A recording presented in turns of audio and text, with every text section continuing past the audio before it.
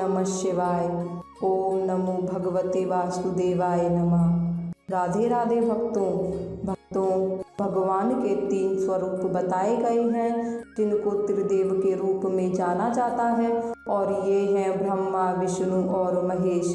ब्रह्मा जी ने सृष्टि की रचना की और विष्णु जी सृष्टि के पालन करता हैं, जबकि शिव जी सृष्टि का संहार करते हैं। विष्णु जी सभी लोगों के एकमात्र स्वामी हैं जो भवसागर से सबको पार कराते हैं। ऐसी मान्यता है कि भगवान विष्णु की जो भी भक्त सच्चे मन से और श्रद्धा के साथ भक्ति करता है उसे हर वो चीज़ प्राप्त होती है जिसकी वह इच्छा रखता है। यूँ तो भगवान विष्णु को लेकर कई कथाएं प्रचलित हैं जिनके बारे में आपने सुना होगा, लेकिन क्या आप जानते हैं कि एक बार एक ऋषि ने भगवान विष्णु की छाती पर लात मारी थी। फिर विष्णु जी ने क्या किया था, चलिए जानते हैं इस कथा के माध्यम से। पद्म पुराण की एक कथा के अनुसार मद्राचल पर्वत पर सभी ऋषि मुनि मिलकर यज्ञ कर रहे थे। तभी उनमें इस बात को लेकर विवाद हो गया कि आखिर त्रिदेव यानी ब्रह्मा, विष्णु और महेश में से कौन सर्वश्रेष्ठ है।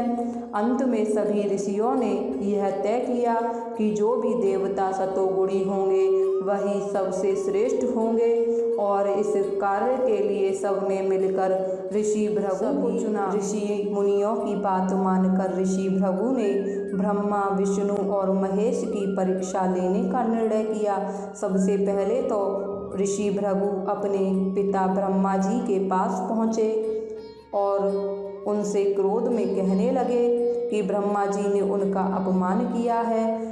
वे बिना वजह अपने पुत्र को गुस्से में देखकर ब्रह्मा जी भी क्रोधित हो गए और बोले कि तुम चाहे कितने बड़े ज्ञानी क्यों ना हो जाओ, लेकिन अपने से बड़ों का आदर करना नहीं भूलना चाहिए।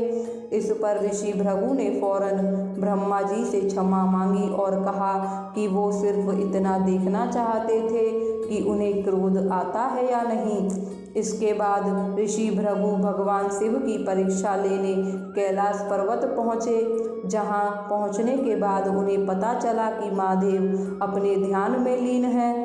तब उन्होंने नंदी जी से कहा कि जाकर शिव जी को उनके आने की सूचना दे दो, लेकिन नंदी जी ने उनसे इनकार कर दिया।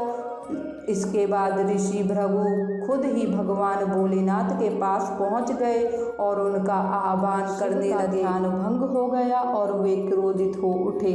उन्होंने भृगु से कहा कि उनका ध्यान भंग करने की सजा उन्हें मृत्यु के रूप में मिलेगी।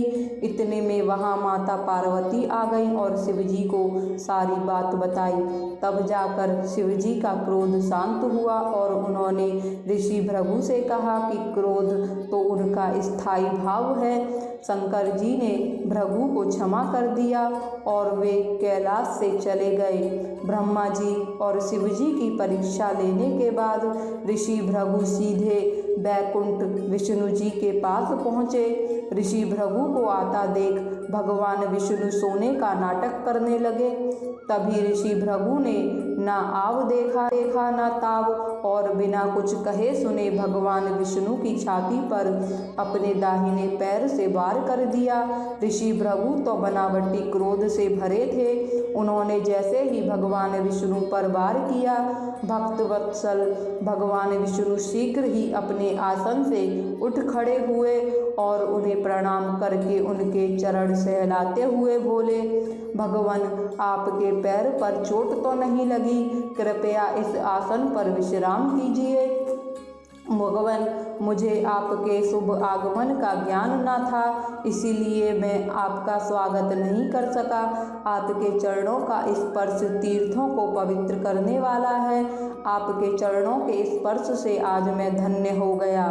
भगवान विष्णु का यह प्रेम देखकर महर्षि भृगु की आंखों से आंसू बहने लगे।